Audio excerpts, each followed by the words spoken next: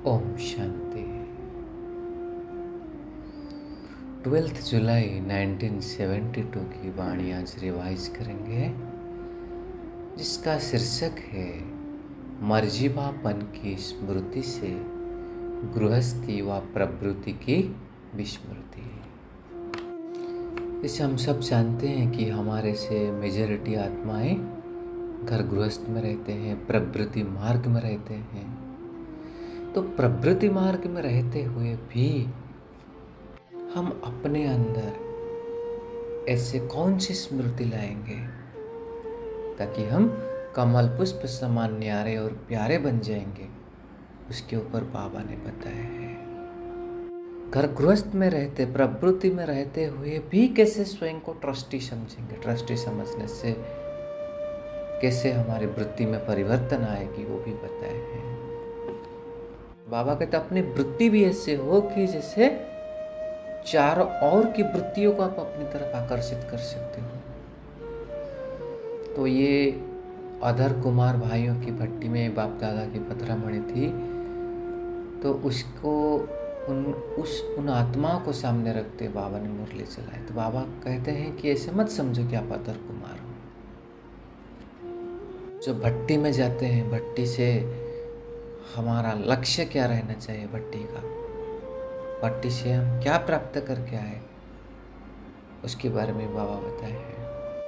तो बाबा कह रहे हैं भट्टी में अपने आप को परिवर्तन करने के लिए आए हो ना, तो क्या ऐसे परिवर्तन करने की शक्ति का अनुभव करते हो, चाहे कैसे भी वायुमंडल हो, कोई भी परिस्थिति हो, लेकिन अपनी स्वस्थिति के आधार से वायुमंडल को परिवर्तन कर सकते हो। फिर बाबा कहे जो भट्टी में आए हो ना, तो भट्टी में आने के बाद इतनी हिम्मत व शक्ति अपने के अंदर जमा करना है, जो कहाँ भी किसी भी स्थान पर जाए, इस जमा की हुई शक्तियों के आधार से वायुमंडल व परिस्थिति मास्टर सर्वशक्तिवान आत्माओं को हिला नहीं सकती है। तो बाबा कहते अपनी स्थिति को एक रस व अचल अडोल ऐसे बना सकते हो। बाबा का ये तो स्पष्ट है कि दिन प्रतिदिन परिस्थितियां आती है और आएगी और तमो प्रधान बनती जाएगी। सत्व प्रधान नहीं बनने वाले, डे बाय डे और तमो प्रधान बनेगी, क्योंकि अति तमो प्रधान होने के बाद सत्व प्रधान बनने वाला है ना। तो दिन प्रतिदिन वायुमंडल तो बिगड़ेगी, ना कि सुधरेगी। ऐसे मत सोचो कि वायुमंडल सुधर जाएगा, लेकिन जैसे कमल पुष्प कीचड़ में रहते हुए भी न्यारा रहता है, वैसे अति तमो प्रधान तमोगुणी वायुमंडल में होते हुए भी अपनी स्थिति सदा सतो प्रधान रहे। इतनी हिम्मत अपने अंदर धारण करो, चाहे प्रकृति द्वारा हो, चाहे लौकिक संबंध द्वारा हो, चाहे दैवी परिवार द्वारा भी हो। कोई भी परीक्षा है ना, वह कोई भी परिस्थिति सामने आए, उसमें अपने आप को अचल और अटल बना सकोगे। परीक्षा तो बहुत आएगी, पेपर तो होने ही है, और जैसे जैसे अंतिम फाइनल रिजल्ट का समय वह समीप आ रहा है, वैसे समय प्रति समय प्रैक्टिकल पेपर स्वतः होते रहेंगे।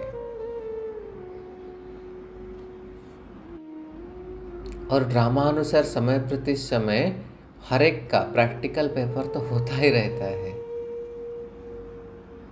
लेकिन पेपर में पास होने की हिम्मत अपने में समझते हो, घबराते तो नहीं हो।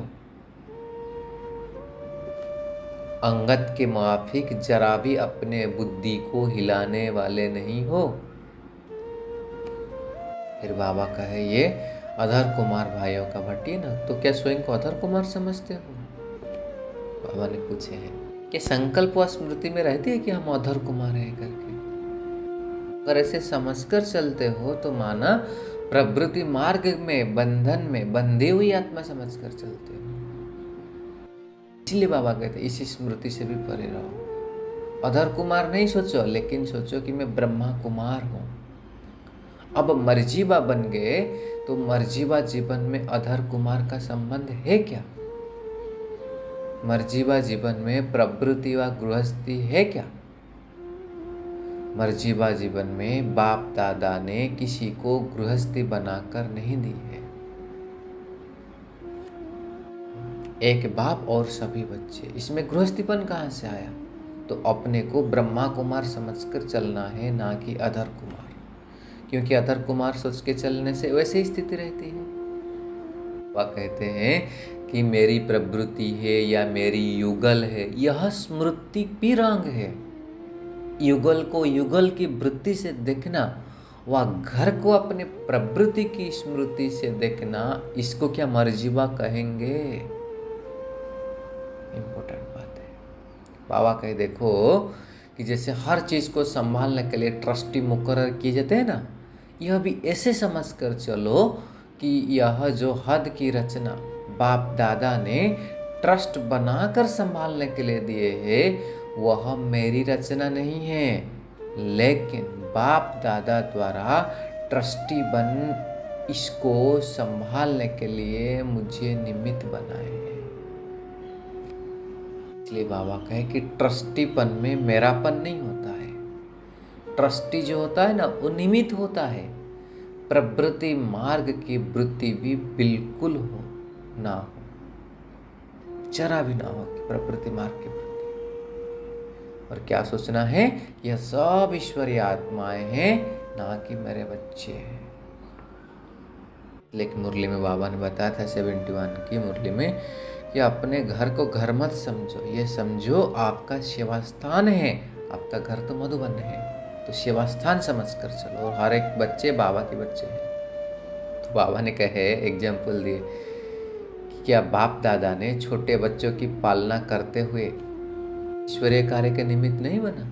हम जानते हैं ना, यज्ञ में भी छोटी बच्चियां तो थे, ब्रह्मा बाबा किसे पालते थे?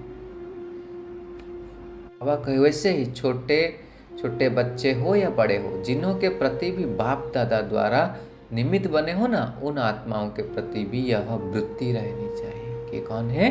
सब बाबा के बच्चे हैं। और इन आत्माओं को ईश्वरीय सेवा के योग्य बनाकर इसमें लगा देना है। फिर बाबा कहे जैसे ईश्वरीय परिवार की अनेक आत्माओं के संबंध व संपर्क में रहते हो, वैसे ही जिन आत्माओं की ड्यूटी मिली है, मतलब हमें संभालने के लिए जो जिम्मेवारी मिली है, उन्हों के साथ भी ऐसे ही संपर्क में आते हो या फर्क रहता है? बहुत इंपॉर्टेंट क्वेश्चन है। हम सेंटर जाते हैं, पाठशाला जाते हैं, मधुबन जाते हैं, कहाँ जाते हैं, तो ब्राह्मण आत्माओं के साथ मिलते हुए जो वृत्ति रहती है, उनके साथ हम जैसे रहते, जैसे व्यवहार करते हैं, क्या लौकिक आत्माओं के साथ भी ऐसे करते हैं?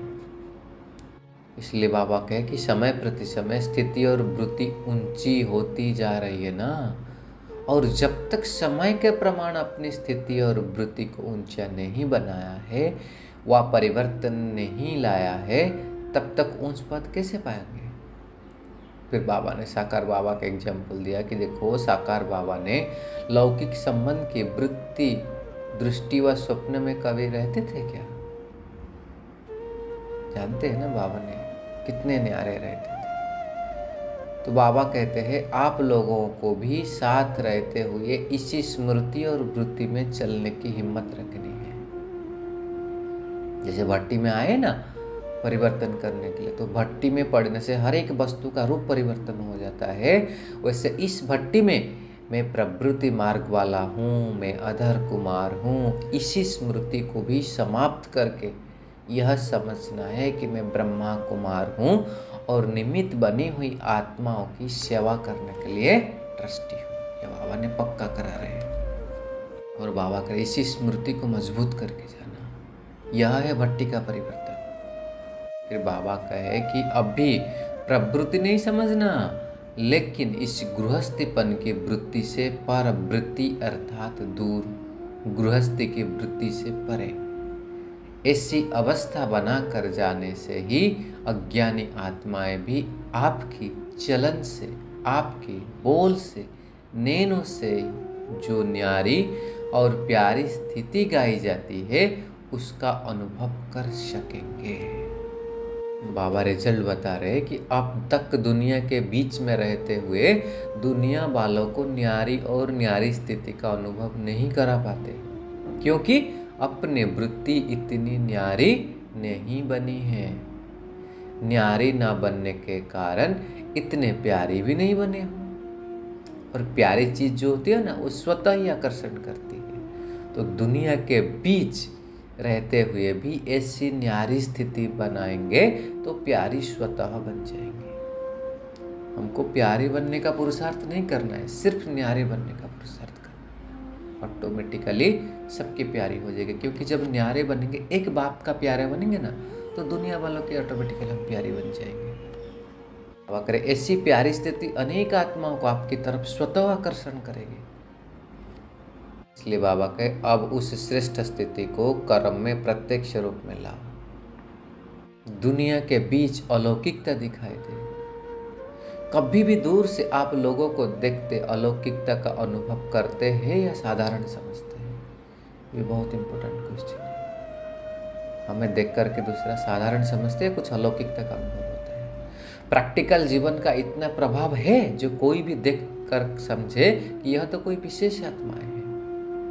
फिर बाबा ने कहे जैसे स्थूल ड्रेस को देखकर समझ लेते हैं ना कि यह हम लोगों से कोई तो न्यारे हैं, वैसे ही यह सूरत व अव्यक्त मूर्त न्यारापन दिखावे तब प्रभाव निकलेगा। कोई साधारण नहीं, कितने भी भीड़ के अंदर होते हुए भी हमसे उस अलौकिकता का अनुभव हो। इसलिए बाबा कहते चलते फिरते ऐसी श्रेष्ठ स्थिति हो, ऐसी श्रेष्ठ स्मृति हो और वृत्ति हो जो चारों ओर की वृत्तियों को अपनी तरफ आकर्षण करे। कि जैसे कोई आकर्षण करने वाली चीज होती है ना, चारों ओर की चीज को अपनी तरफ आकर्षित करती है, जिससे सभी का अटेंशन जाता है। वैसे ही यह रूहानियत व अलौकिकता क्या है, इंपॉर्टेंट है। रूहानियत व अलौकिकता आसपास वालों की वृत्तियों को अपनी तरफ आकर्षित नहीं कर सकती है क्या? बाबा कह रहे क्या स्टेज अंत में आने वाली है। साधारण रीति से भी अगर कोई रॉयल फैमिली के बच्चे होते हैं तो उनकी एक्टिविटी से, उनके बोल से ना परिचित होते हुए भी जान लेते हैं कि यह कोई रॉयल फैमिली की आत्माएं हैं। तो क्या अलौकिक वृत्ति में स्थित रहने वाले श्रेष्ठ आत्माओं का दूर से इतना प्रभाव नहीं पड़ सकता है? क्या मुश्किल बात है? तो सहज बात होते हैं, वह तो करने में देरी नहीं लगता है ना। बाबा कहते किस बात की देरी है? इसलिए ऐसे समझो कि भट्टी में इतने सभी अलौकिक शक्तिशाली मास्टर ज्ञान सूर्य जब चारों ओर जाएंगे तो जैसे सूर्य छिप नहीं सकता है, वैसे मास्टर ज्ञान सूर्य का प्रकाश व प्रभाव चारों ओर फैलने से यहाँ तक भी प्रैक्टिकल सबूत आएगा। आप पूछ रहे कौन सा सबूत आएगा? कि कम से कम जो आप द्वारा प्रभावित हुई आत्माएं हो ना, उन्हों का समाचार तो आए। बाबा कहते भले वो स्वयं ना आए, समाचार तक तो आए।